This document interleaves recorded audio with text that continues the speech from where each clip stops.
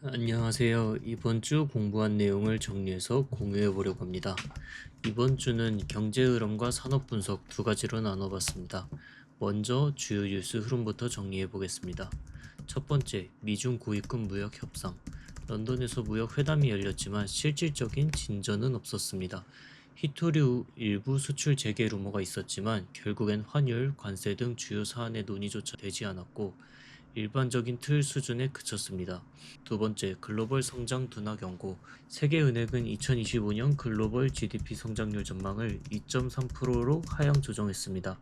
앞으로 수년간 최악의 성장세가 이어질 수 있다는 경고도 나왔습니다. 세 번째, 연준의 금리 동결 및 점도표 공개 예고. 미국은 이번 FOMC에서 금리를 동결했고 올해 하반기 두 차례 금리 인하 가능성을 열어두었습니다. 하지만 시점에 대한 시장의 불확실성은 여전히 큽니다. 네 번째, 중동발 지정학 리스크 확대. 이스라엘 공습과 이란의 반격 가능성이 커지며 유가 급등 그리고 금, 채권 등 안전자산의 선호가 다시 강해졌습니다. 다섯 번째, ECB 금리 인하. 유럽중앙은행은 기준금리를 0.25%포인트 인하하며 미국과 비슷하게 완화적 통화정책 흐름에 동참했습니다. 여섯 번째, G7 정상회의 예정. 6월 15일부터 캐나다에서 열리는 G7 회의에서는 무역, 기후, 세계경제 위기 대응이 주요 의제가 될 예정입니다. 그럼 시장 지수 흐름은 어땠을까요?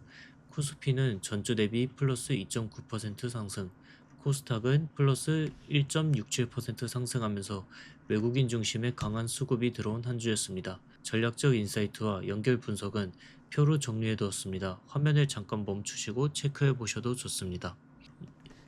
이어서 산업 분석입니다. 이번 주 공부한 산업은 방산산업입니다.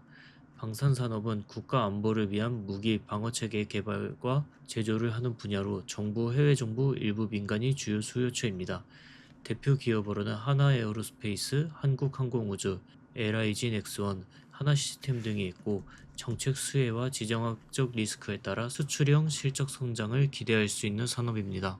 산업 사이클은 2022년부터 2023년 우크라이나 전쟁 이후 본격적인 상승 흐름에 진입했고 2024년부터는 수출과 실적이 본격 반영되는 구간으로 평가되고 있습니다. 이 내용도 차트와 함께 화면에 띄워드릴 테니 정지 화면으로 천천히 확인해 보시면 도움이 될 것 같습니다. 이렇게 처음으로 경제 뉴스와 산업을 분석해 보았는데 모르는 것도 많고 이해가 완벽하진 않지만 하나씩 정리해 보니까 이해가 훨씬 빠르고 체계도 잡히는 느낌입니다. 함께 공부하면서 성장해 나가면 좋을 것 같습니다. 감사합니다.